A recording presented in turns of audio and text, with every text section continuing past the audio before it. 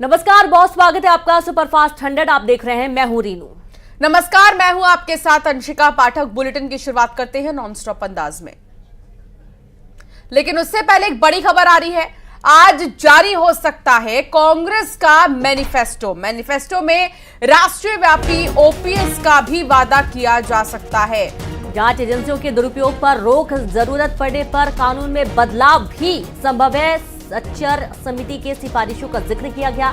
जम्मू कश्मीर को पूर्ण राज्य का दर्जा दिए जाने की भी बात कही गई है। तो वहीं जम्मू कश्मीर में तुरंत विधानसभा का चुनाव, लद्दाख को स्पेशल स्टेटस का दर्जा भी दिया जा रहा है। आप ये देखिए कि आज कांग्रेस का मैनिफेस्टो जारी हो सकता है। मैनिफेस्टो में राष्ट्रव्यापी ओपीएस का वादा भी किया जा रहा है। जांच एजेंसियों के दुरुपयोग पर रोक, जरूरत पड़ने पर कानून में बदलाव की बात भी कही गई।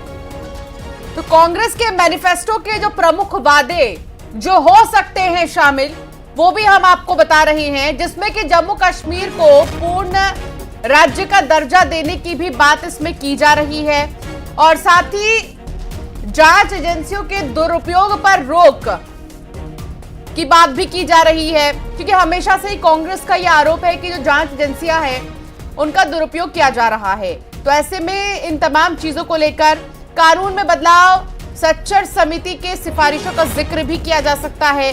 जम्मू कश्मीर को लेकर भी हम आपको जानकारी दे रहे हैं और जम्मू कश्मीर में तुरंत विधानसभा चुनाव की बात भी की जा सकती है और लद्दाख को स्पेशल स्टेटस देने की भी बात शामिल की जा सकती है।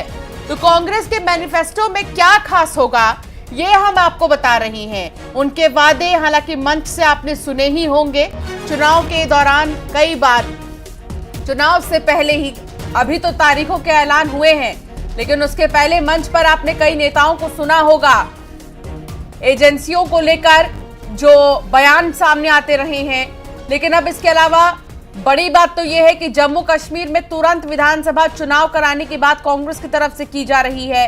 लद्दाख को स्पेशल स्टेटस देने की बात की जा रही है। तो ये मैनिफेस्टो कितना ज्यादा असरदार होगा, ये तो चुनाव के बाद ही पता चल सकेगा। तो देखिए कि संभावित जो प्रमुख बिंदु हैं इस मैनिफेस्टो के, वो आपको बताए जा रहे हैं, जिस पर मुख्य फोकस कांग्रेस का किया जा रहा है और इस पर लगातार गहन चिंतन मंथन के बाद ये कुछ स्पेशल पॉइंट्स निकलकर सामने आए हैं, जिस पर कांग्रेस काम करेगी और अपने मैनिफेस्टो में इन सभी बिंदुओं को समाहित करने वाली है।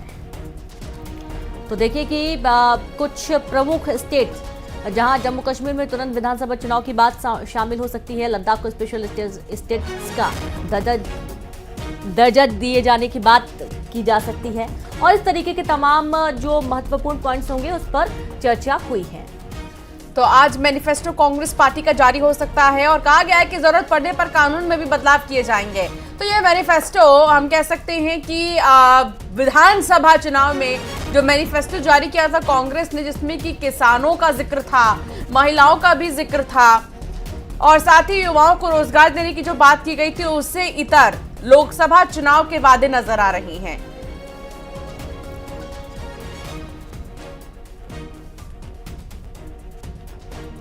तो जम्मू कश्मीर को पूर्ण राज्य का दर्जा देने की बात, लद्दाख को स्पेशल स्टेटस की बात, इसके अलावा जो कि एजेंसियां हैं, जांच एजेंसियां हैं, उनको लेकर जो बयान आते रहे उसको लेकर भी जिक्र किया गया है कांग्रेस की तरफ से मैनिफेस्टो के लिए।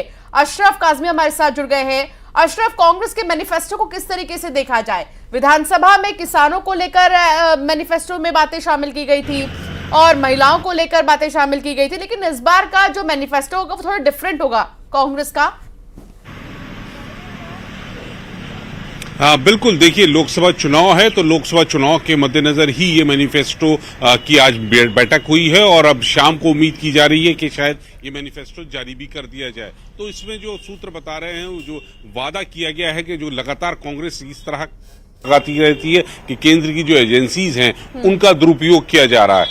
तो उनको नियंत्रित करने के लिए कानून में बदलाव करने की भी बात की गई। तो ये एक बड़ी बात है कि कांग्रेस जिस चीज को लगातार आरोप लगा रही थी, अब उसका वो कानून बनाने की बात कर रही है कि अगर हम सत्ता में आते हैं तो हम केंद्र की एजेंसियों के दुरुपयोग पर कानून बनाने की बात कर रहे हैं। तो एक तरह से वादा कर रहे हैं। दूसरा, वो लद्दाख को को एक पूर्ण राज्य देने की बात कर रहे हैं कि इनको पूर्ण राज्य का दर्जा दिया जाएगा।